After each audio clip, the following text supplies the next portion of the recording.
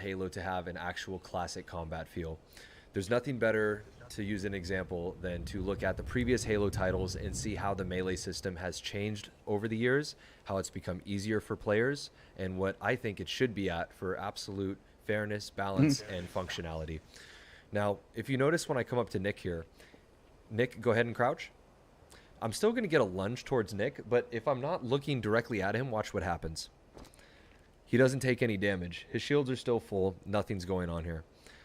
However, if I was to look down at him in melee while he's crouched, it'll do damage. So it requires your tracking to be actually on or towards the player in this title when they do an up or down movement. Another example, especially for up, is if Nick stands up and jumps, my melee gets no lunge and doesn't do any damage.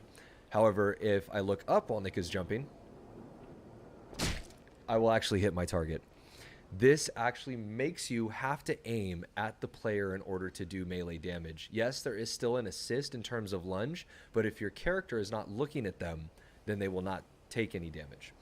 So what we're going to do now is switch over to Halo 3, and I'm going to show you how it's devolved into something a little bit more simpler that kind of throws off the overall mechanics of combat. All right, we're now on Halo 3's Guardian, where we're going to demonstrate the difference of aim assist pull in later Halo titles.